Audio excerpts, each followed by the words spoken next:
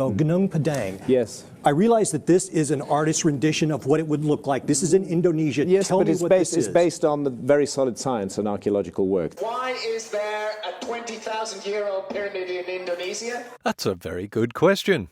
The Great Pyramids of Egypt are 4,500 years old. The Mayan pyramids are less than 2,000 years old.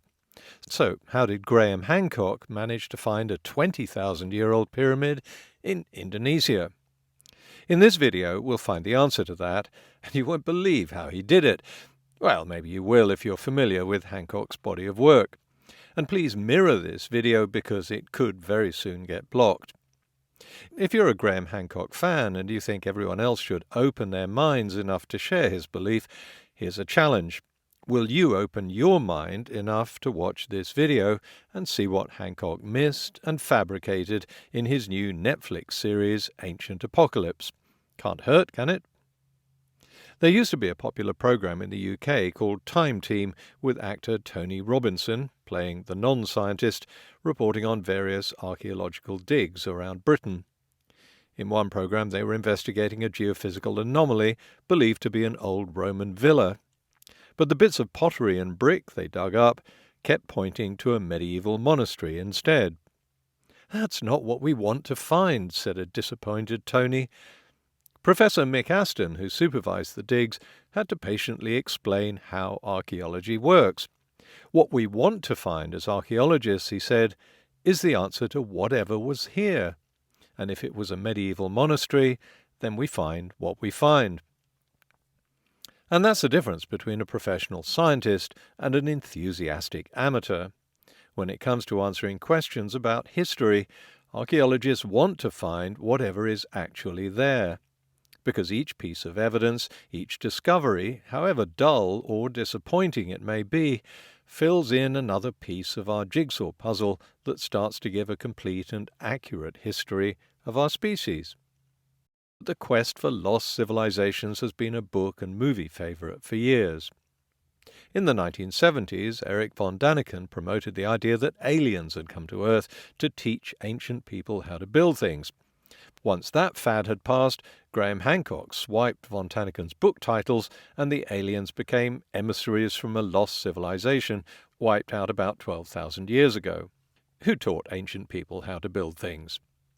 The last thing we want to believe, it seems, is that our ancestors were smart enough to learn for themselves how to build these things over a long period of time. But if outside help is always needed, I wonder how Hancock's imaginary civilization figured it all out on their own. I've spent decades searching for proof of this lost civilization. And he's still searching, because after 30 years of touring the world, Hancock still hasn't discovered a single town, or a burial site, or a boat, no writing, not even a garbage dump. Hancock's explanation is that this civilization existed somewhere he doesn't go, like... One of them is the Amazon, another is the Sahara Desert, and then under the continental shelves. And let's not forget buried under the ice of Antarctica, which he proposed in his book, Fingerprints of the Gods. But the one thing we know about this imaginary civilization is that they were supposedly experts at building huge pyramids. But despite commercial and private planes flying all over these remote places, plus the advent of Google Earth, no one spotted a single one. Even Hancock hasn't bothered to spend some of the millions he made selling books and TV programs to hire a private plane and look for his lost civilization. The only place on Earth where we know for sure this pyramid-building civilization did exist is in Hancock's head, because he'll be the first one to tell you that this isn't a fact, it's his belief. Which is fine. Where he comes into conflict with reality is where he claims he's found mysteries that support his belief.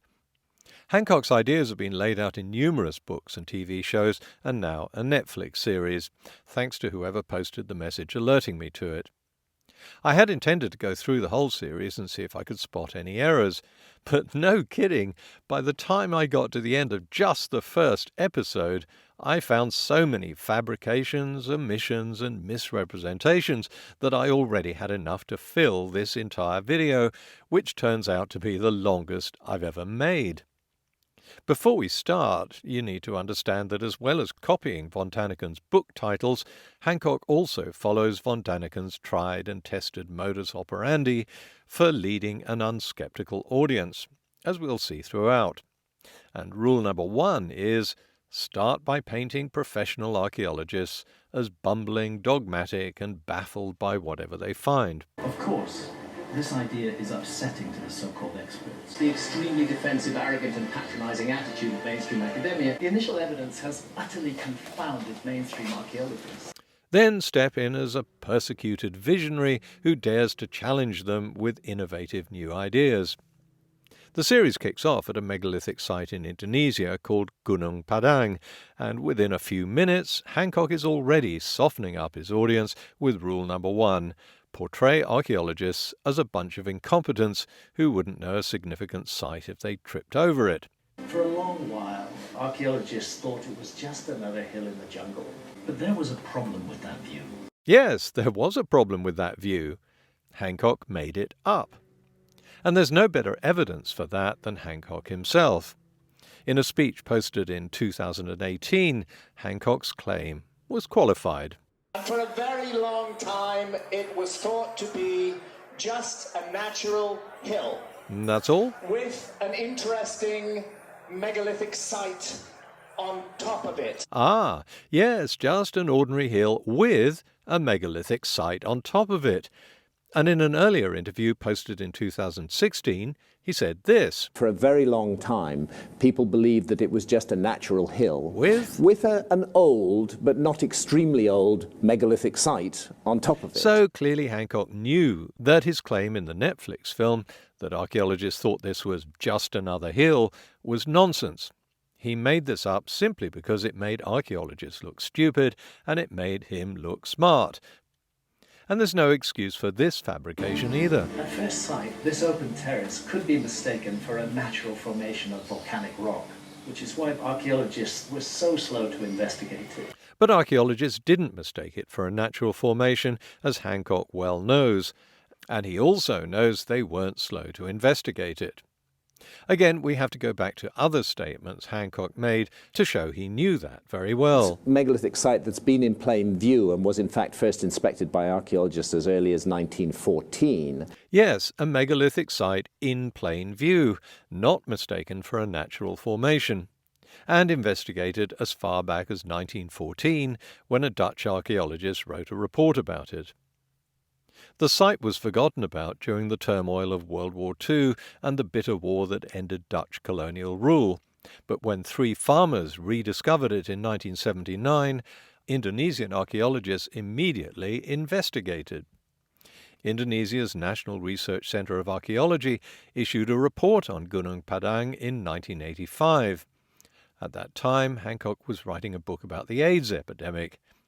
After the National Research Centre of Archaeology came studies and investigations by archaeologists from Indonesia's Directorate of Antiquities, the National Archaeological Research and Development Institute, and the Bandung Archaeological Centre. So ironically, archaeologists took an interest in the site long before Hancock did. If you want to know what archaeologists really think, ask them. Don't get a summary of their investigations and conclusions from the guy whose success depends on discrediting them.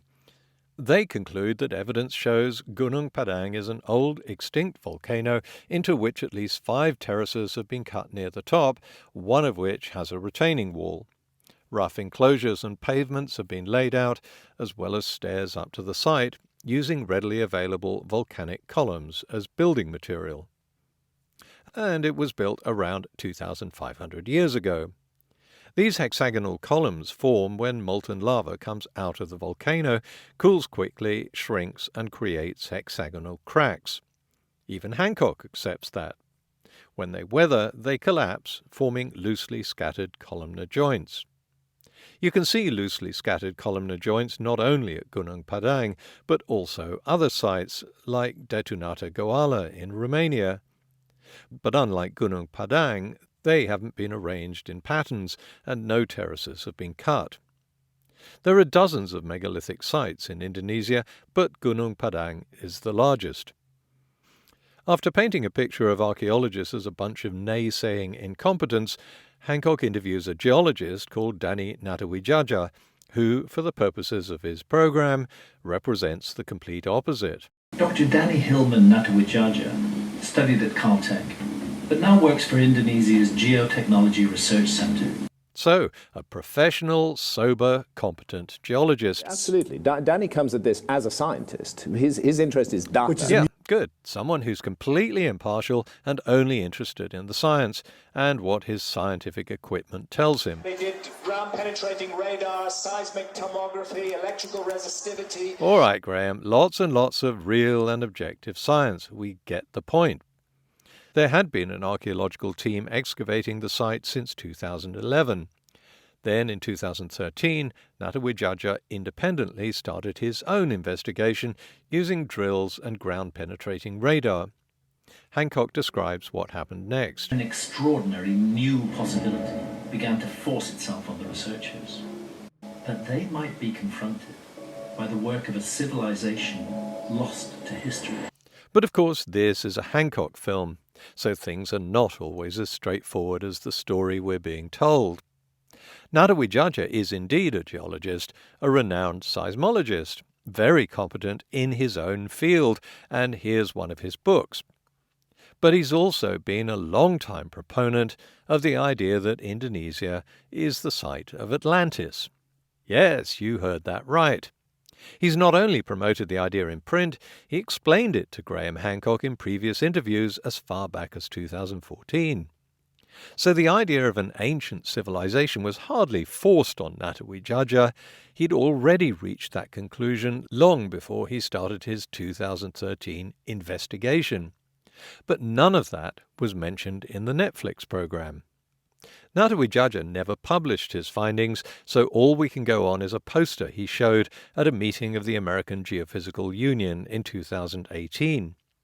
It shows that this supposed pyramid is indeed an extinct volcano, a natural hill with terraces cut near the top, just as archaeologists had always said.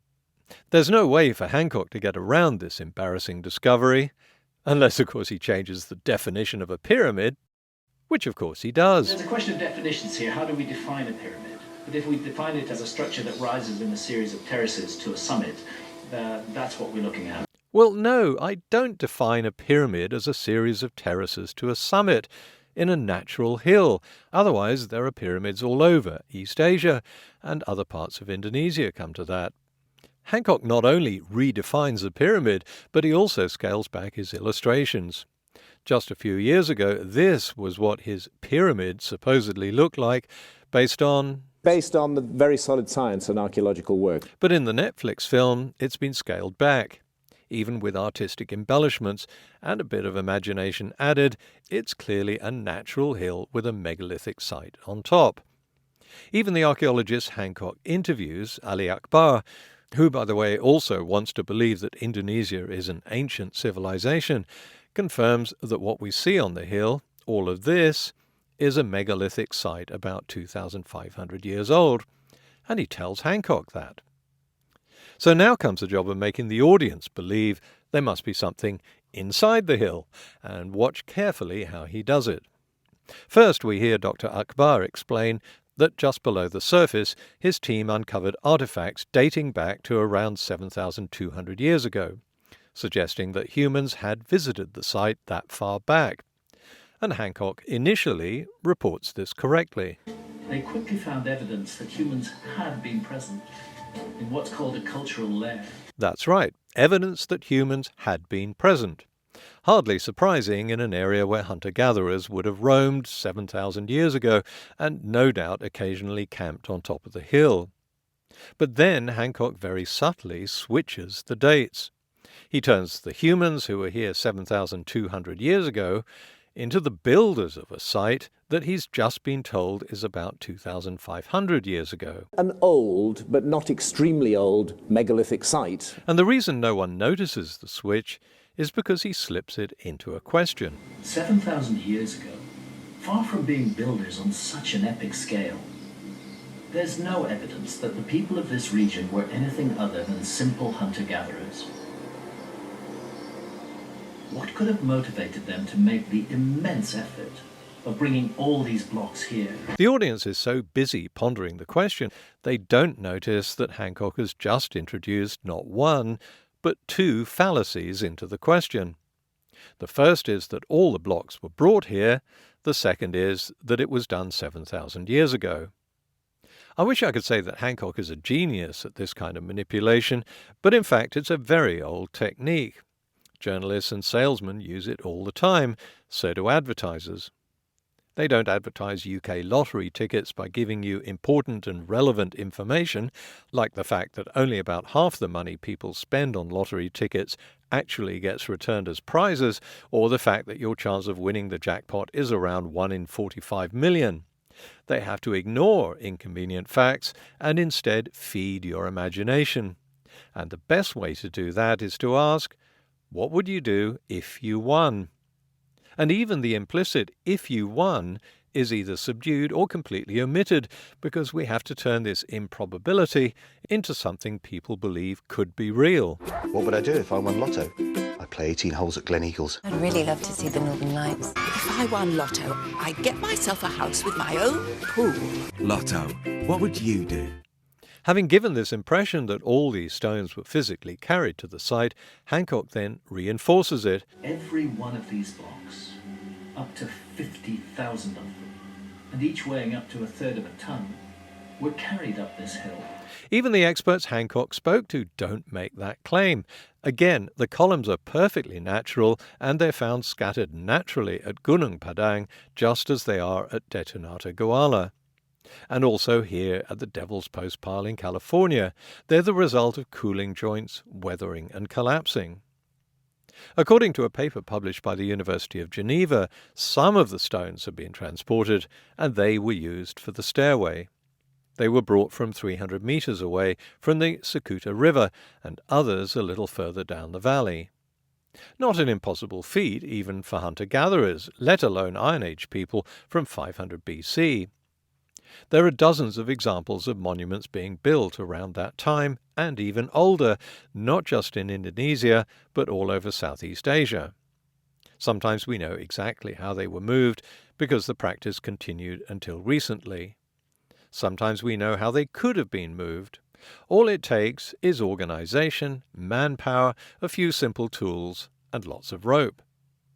So there's really no mystery in how people from 2,500 years ago could have rearranged columnar joints they found naturally scattered on top of Gunung Padang. And that's the problem for Hancock, because his books and his films depend on a mystery that he steps in to solve. So he has to manufacture one. Now all we need is another manufactured mystery to push the date back even further. And here it is. Natawidjaja has found something inside the hill. There's a void. Yes, there's a void. Shouldn't that be accompanied by a dramatic heartbeat? There's a void. That's better. What Dr. Hillman and his team have discovered are at least 3 large rectangular chambers. One around 10 meters down, perhaps an entrance hall of some kind. It seems to have an access tunnel leading to a larger main chamber. And another passage connecting to a 3rd chamber. Okay, hold the image you've just made in your head, visualizing the inside of these large rectangular chambers. I'm guessing it's something like this, right? But look how quickly the program has taken us on a journey of the mind just by slipping in a few trigger words, from low velocity zone to void to chamber to a large rectangular chamber to an entrance hall, reinforced by an artist's imagination. Boy, you're going to be so disappointed when you see what these chambers actually look like. Here they are. They're just amorphous, low-density anomalies on the tomographic readouts. The reason they show up as different colors is because of the different methods of tomography used. Only one looks vaguely rectangular in 2 dimensions at an angle not very conducive to standing upright. The rest are all different shapes and orientations. You can see that better if I outline the areas Natawidjaja has identified. These are all the shapes of the voids, though not on the same scale. Now, as a geologist, when I hear about voids like this inside a volcano, my first thought is a very common geological feature called a lava tube. The surface cools quicker and forms a solid crust. The river of molten lava underneath pushes its way through, expanding the crust. When the lava has run out, you're left with hollow tubes like this. But Hancock never mentions lava tubes because, again, that doesn't fit the image he's trying to feed you, and any doubts or ambiguities are disguised, like this question mark against the word chamber, which was in Natawidjaja's original poster, but got airbrushed out for the Netflix film. But to historians and the archaeologists who first excavated this site, Dr. Hillman's discovery just doesn't make sense. On the contrary, it makes perfect sense. Volcanoes are exactly where you'd expect to find natural cavities. Once again, this is an example of Hancock manufacturing a mystery, proclaiming that archaeologists have no explanation for the mystery he's made up, and then proceeding to try to solve the made-up mystery himself. So is there anything in this volcano that does point to an ancient civilization? Hancock has only one thing left to try. To put a date on this hill that's not a hill. Hold on, it is a hill, Graham. We've been through this already. You're not going to pretend it isn't a hill, either by redefining the word pyramid or putting the word not into the script. Okay, let's continue putting a date on this hill. Oh, and see if you can spot the 4 trigger words that Hancock slips in here to turn a rather ordinary dating result into yet another mystery. Dr. Hillman and his team turned to another geological tool, core drilling. Going further down, around 100 feet or so, he hit the earliest layer of construction. Let's try and put dates on when this was shaped. Did you spot them? Here they are in caps.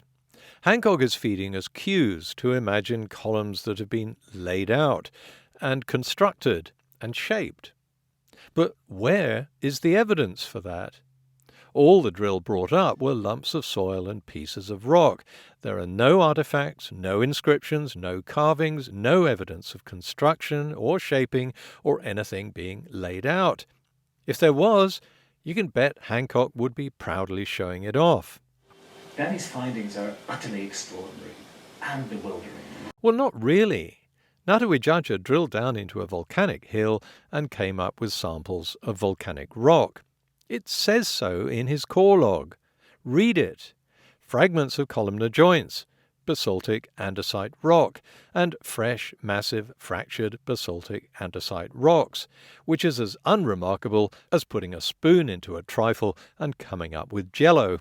Not one piece of evidence of human manipulation. Those drill cores were pulling up datable materials that dated way back as far as 24,000 years ago. But what is that datable material? According to Natawidjaja, who documents the dating results in his poster, it's just natural soil from 10 meters down. And that's hardly a surprise because the further you go down into any soil, the older it is. Notwithstanding leaching and other problems associated with dating soils, if you drill down to a layer of soil that's 24,000 years old, anywhere in the world, you'll get organic material that dates to 24,000 years ago. It doesn't mean there's a lost civilization down there. But at least we now know how Hancock came up with the claim, shown at the beginning of his video, that this extinct volcano is a 20,000-year-old pyramid. And it can be done with any megalithic site with terraces. First, define a pyramid as any hill with terraces at the top. Then drill down until you get to soil that's 20,000 years old. And voila, you've manufactured a mystery. Just slip it into a question to divert audience attention. Why is there a 20,000-year-old pyramid in Indonesia? Towards the end of that first episode, Hancock moves to another place where volcanic columns were used in construction at Nan Madol in Micronesia. Archaeologists believe most of the construction visible at Nan Madol today dates to around 900 years ago, when the blocks were quarried at a neighboring island. But during my explorations on previous visits, I found several of its megalithic pillars extending out below the waterline. suggesting that earlier versions may have been constructed when sea levels were lower during the last ice age. Or it suggests that Hancock has rushed to judgment in claiming these are megalithic pillars without bothering to check whether they actually are. But anyway, first, what image do you have in your head, what impression of events, based on Hancock's story? Narrow-minded archaeologists developed a fixed idea about construction based on what they see on land. But then Hancock went underwater and discovered pillars that could be much, much older, thus challenging their dogmatic conclusion. Archaeologists nil, Hancock 1, right? Okay, perhaps you're having second thoughts about forming that impression, because you know that, of course, I'm now going to blow this bullshit apart. First, Hancock implies that he found the underwater pillars. But in fact, they'd been found about 20 years earlier by an archaeologist called Arthur Sachs from Ohio State University. And another archaeological team in 1988 and 1989 had investigated them further. But neither gets a mention in the Netflix program because that doesn't fit the image of archaeologists as narrow-minded buffoons who never look outside the obvious. It has to be Hancock, the visionary free thinker, who takes the initiative to dive into the water and find these pillars himself. But when he supposedly found these man-made pillars in 1998, Hancock must have already known that they were almost certainly not man-made. They're made of natural coral. Years earlier, a team from the University of Oregon had drilled 20 centimeters into several of the pillars and only found coral. Then they raised one of the pillars to the surface, cut it open, and confirmed it was entirely made of coral and therefore entirely natural. But the entire story we're about to hear is dependent on these underwater columns being man-made stone pillars, so Hancock completely ignores the archaeologist's findings. Gunung Padang's architects have made it across the South Pacific to Micronesia. Well, those architects lived about 2,500 years ago, so who knows? Of course, Hancock's referring to his imaginary Ice Age civilization that he believes built an imaginary structure inside the volcano 20,000 years ago. Despite having no evidence for their existence, he now has them getting into boats and sailing thousands of miles across the open ocean to raise stones on a remote Pacific island. But if these pillars under the water at Nan Madol are just coral, then there's no man-made construction under the water, and with no man-made construction under the water, then there's no Ice Age civilization there. And with no Ice Age civilization at Nan Madol, then there was no voyage across the Pacific, which means this whole elaborate train of speculation comes crashing down. But anyway, the audience doesn't know any of this, and there's no time to think. They're already focused on the mystery of what happened to this Ice Age civilization. And if so, what happened to them? Having manufactured this phony mystery, Hancock steps in as the only person who can provide an answer. Well, I believe it has something to do with what happened around 12,800 years ago. What happened 12,800 years ago was an event called the Younger Dryas, a period when deglaciation suddenly went into reverse and the Earth rapidly cooled down again. Hancock calls the Younger Dryas a major cataclysm. As the ice sheets advanced, ecosystems changed and some large animals became extinct, and apparently Hancock had predicted all that back in 1995. To me, in 1995, when I wrote Fingerprints of the Gods, but there was no compelling evidence for a global cataclysm then. But of course there was compelling evidence back then. The Younger Dryas has been known about for 120 years. Hypotheses for what caused it have varied from the breach of an ice dam, sending trillions of tons of cold water into the Atlantic thermohaline circulation, to the hypothesis of a comet impact, a major volcanic eruption, or a shift in the jet stream. Hancock isn't a visionary who predicted this major cataclysm back in 1995. He knew about it because it was in every geology textbook. Hell, even I studied the Younger Dryas as far back as 1975. So let's see what sort of cataclysm Hancock thinks the Younger Dryas produced. First, global temperatures plunge to the level that they were at the peak of the Ice Age, and they do so almost literally overnight. No, they didn't. The Younger Dryas began around 12,850 years ago, and average global temperature fell to its lowest level around 12,700 years ago. That's a period of 150 years. Now you may say, but Hancock doesn't mean literally almost overnight. But yes, he does. Hancock specifically says almost literally overnight. Because you need that image of a sudden plunge in temperature in order to build on what comes next. And secondly, there's a sudden and inexplicable rise in sea level. No, there wasn't. Sea levels have been rising since the end of the glaciation, as oceans warmed and ice melted. It had been going on for 7,000 years before the Younger Dryas, and it continued during the Younger Dryas, and it carried on for 5,000 years after the Younger Dryas. Between 12,800 and 11,600 years ago, the oceans of the world rose dramatically in a series of immense deluges. No, they didn't. But first, what do you imagine now that you've been fed trigger words like dramatically, immense, and deluge? Something like this. This is the video Hancock actually shows in the program to back up the words. But forget the images, let's concentrate on the figures. What period of time was that again? Between 12,800 and 11,600 years ago. But that's 1,200 years. And how much did sea level rise during that time? The oceans of the world rose dramatically. No, dramatically isn't a number, it's just an image. Hancock doesn't give us a figure for good reason. During the timeline he cites, sea level rose around 17 meters, which is very dramatic, but over a 1,200-year time period, that's about 14 millimeters a year, just over half an inch.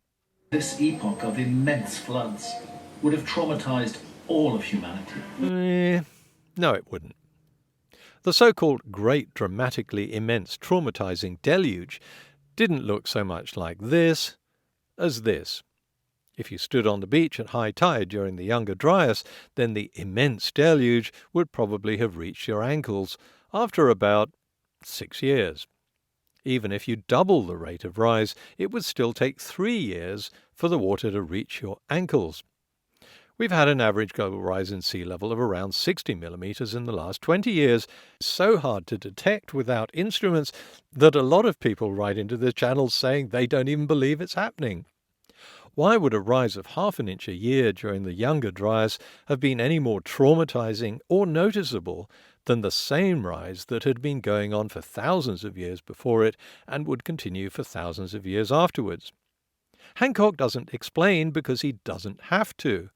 His audience, the kind of people who buy his books, is completely unaware of the rate of sea level rise, and he never tells them. He leaves it to trigger words and images to give an impression instead of explaining the facts. To be fair to Hancock, he makes no claim to be looking at the subject impartially. It's not my job to be balanced or objective, he writes. He's just providing a persuasive, single-minded case for the existence of a lost civilization to balance the history books and academics who do nothing but refine existing orthodoxy. But trying to be persuasive doesn't give Hancock the right to fabricate evidence, misrepresent findings, and hide facts that contradict his beliefs. And how is it balancing the history books when most people have never read a history book on Gunung Padang or Nan Madol? All they know about these places is what Hancock tells them. And all they know about the conclusions of archaeologists about these places is what Hancock makes up. Hitherto archaeologists had regarded it as a long-established fact that no large-scale structures were built anywhere in Southeast Asia until around 4,000 years ago. I was curious as to why so many people swallow whatever Hancock tells them without question. Looking at the comments on the video of his Joe Rogan interview, some of his fans are impressed with his eloquent speaking voice, his recall of information. Whether the information is real or made up doesn't seem to occur to them. And praise is heaped on interviewers like Joe Rogan for sitting there and letting Hancock unleash all these claims without once critically questioning a single thing he says. It seems like heresy to question it because Hancock's giving his audience what they crave, lots and lots of supposed mysteries. A mystery crying out for investigation. There's an intriguing mystery here. We're dealing with truly a mystery here. A mystery that needs to be explained. To all the Hancock fans out there, I do get the appeal. And of course I would love these mysteries to be real and a lost civilization discovered. It would be much more exciting if a cavity in a volcano was an ancient entrance hall rather than just a plain old lava tube. Or if this was part of a man-made construction rather than just a boring old pillar coral. No one's against that. Who doesn't want to find a lost civilization? But for that you need evidence. As Mick Aston said, at the end of the day what professionals want to find is what's actually there. If the only way to support this dream of what amateurs want to find is to fabricate imaginary evidence and ignore real evidence, then sorry, of course no one in the archaeological community is going to take it seriously. So I would love to hear from Hancock fans to see what you think. Please don't just write comments saying my video is bullshit or it's an ad hominem attack against Hancock. I'm not judging his eloquent speaking voice, his intelligence or his personality. I'm happy to agree with all the gushing praise of his personal qualities. What I'm concerned with are the fabrications and the omissions, so please address that. And if you think there really is evidence that Gunung Padang is a 20,000-year-old pyramid, or that these pillars at Nan Madol are man-made, please post it. If you can't do that, and prefer to launch a tirade against my voice or my personality, please do so. I'll take that as an admission you can't find fault with my critique. So having a go at me is the best you can do. It's ironic that Hancock accuses archaeologists of sticking rigidly to orthodox theory, when in fact there have been huge changes in their understanding of our Paleolithic and Neolithic ancestors. New evidence and new discoveries is the way all sciences progress, not through beliefs and wishes, but through hard physical evidence. The image Hancock gives of orthodox archaeological theory, that hunter-gatherers suddenly settled down and became farmers and then built cities, has long been overturned. Archaeologists discovered decades ago that hunter-gatherer societies were far from simple, and the line between hunter-gatherers and settled farmers is blurred. They were often both, and changed from one to the other as circumstances allowed over thousands of years. And far from being simple, they established trading routes, made art, and constructed gathering places and sacred sites. And archaeologists may have discovered the reason for the site at Gunung Padang. A 2008 unpeer-reviewed study by Darlan and Situngkir found that when you strike some of these stones, the ones that are grouped together, they produce notes in harmony with F, G, D, and A. That might have given the site spiritual significance.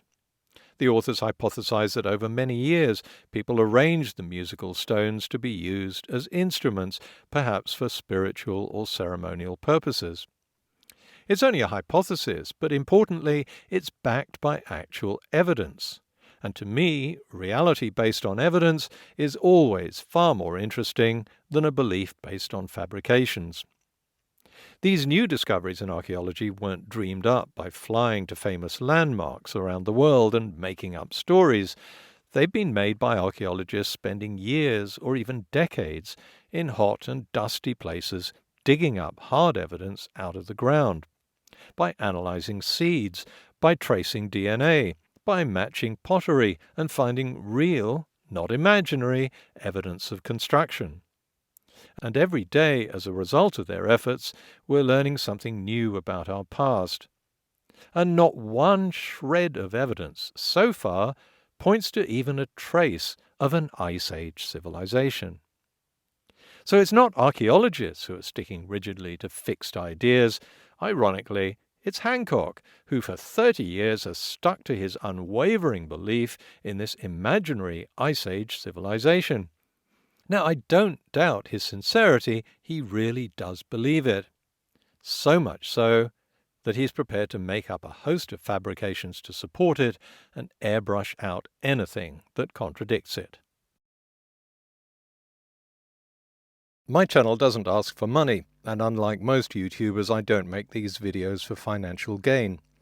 But since people have frequently asked if they can contribute something, I've suggested they send money to an innovative charity called Health in Harmony. The model has resulted in 70% less deforestation in an important national park, saving over 27 square kilometres of rainforest. The study also found that it's provided cheap medical services for over 28,000 people who would otherwise have been cutting down trees to pay for health care. The model is now being extended from the forests of Borneo to Madagascar and Amazonia, funded in large part by contributions from my subscribers. Details are in the video description, and my thanks to all those who've contributed.